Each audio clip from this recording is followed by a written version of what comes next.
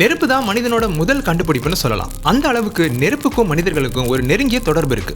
நெருப்பு என்னதான் ஒரு பயங்கரமான ஆற்றலா இருந்தாலும் நெருப்பை நம்மளால தொட்டுணர முடியாது. ஆனா நெருப்போட வெப்பத்தை மட்டும்தான் நம்மளால உணர முடியும். இந்த நெருப்புக்குள்ள என்ன இருக்கு, அப்புறம் இந்த நெருப்பு எதால உருவாக்கப்பட்டிருக்குன்னு உங்களுக்கு தெரியுமா? வாங்க தெரிஞ்சுக்கலாம்.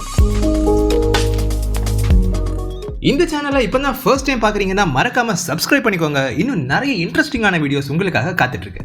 இந்த நெருப்பை பத்தி இன்னும் தெரிஞ்சுக்க பாரிஸ்ல இருக்கிற பிளேஸ் ஆஃப் டிஸ்கவரிக்கு போய் ஒரு சின்ன எக்ஸ்பெரிமெண்ட் செஞ்சு இந்த கேள்விக்கான விடையை தெரிஞ்சுக்க போறோம். Ce conducteur-là sera chargé négativement, d'accord?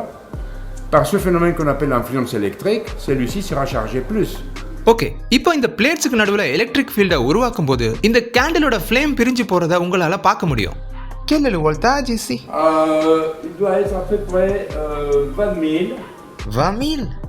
On voit bien tes papillons ou non? Oui. Papillon? Papillon, ça fait quoi? Oui. It's so cute like a butterfly. Alors la flamme, c'est un plasma. C'est un milieu totalement ionisé. இந்த பிளேட்ஸ்க்கு நடுவுல 20000 volt மின்சாரத்தை கொடுக்கும்போது இந்த கேண்டிலோட flames ஒரு butterfly மாதிரி பிரிஞ்சு போறதை நம்மளால பார்க்க முடியுது. இந்த கேண்டிலோட ஃப்ளேம் ரெண்டு டிஃபரண்ட் பீசஸா பிரிஞ்சு போறது நமக்கு தெரியுது.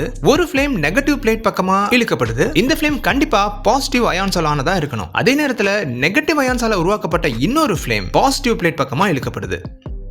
இன்னும் ஃப்ளேம்ஸ் அயான்ஸால உருவாக்கப்பட்டதுன்னு நீங்க நம்பலனா இன்னும் கொஞ்சம் க்ளோஸரா போய் ஃப்ளேமுக்கும் ஏருக்கும் நடுவில் இருக்கிற கனெக்டிவிட்டியை பத்தி பார்க்கலாம். ஏர் ஒரு நல்ல இன்சுலேட்டர்னு உங்க எல்லாருக்குமே தெரியும். ஆனா இந்த ஏரோட இன்சுலேஷனை பிரேக் பண்ணணும்னா 1 சென்டிமீட்டருக்கு நடுவுல 10,000 வோல்ட்ஸ் தேவைப்படும். இப்ப 10,000 வோல்ட் பொட்டன்ஷியல் இருக்கிற இந்த பிளேட்ஸை 1 சென்டிமீட்டர் டிஸ்டன்ஸ்க்கு நெருக்கமா கொண்டு வரும்போது இதுல ஸ்பார்க்ஸ் உருவாகி ஏர் இன்சுலேஷன் பிரேக் ஆகிறத உங்களால விசிபிளா பார்க்க முடியும். இப்போ இந்த பிளேட்ஸை நம்ம கேண்டில் ஃப்ளேமுக்கு பக்கமாக கொண்டு வரும்போது என்ன நடக்குதுன்னு உங்களுக்கு நல்லாவே புரியும். இந்த கேண்டிலோட ஃப்ளேம்ஸ் அயான்ஸால நிறைஞ்சு இருக்கிறதால அதிகமான டிஸ்டன்ஸ்ல கூட ஏர் இன்சுலேஷனை பிரேக் பண்ண முடியுது. You love doing this, right? ரொம்ப ஸ்ட்ராங்கான எலக்ட்ரிக் ஃபீல்ட் இந்த ஃப்ளேமை அணைச்சிட முடியும். அப்படி இந்த ஃப்ளேம் அணைஞ்சிட்டா என்ன நடக்குதுன்னு கொஞ்சம் கேர்ஃபுல்லா பாருங்க. Regarde. Oui. On voit très bien. Il y a des ions dans la fume. Oui, tout à fait. Flame மாதிரியே ஸ்மோக்ல இருக்கிற ஆப்போசிட் சார்ஜஸ் பிளேட்ல இருக்க ஆப்போசிட் சார்ஜஸ் பக்கமா இழுக்கப்படுது.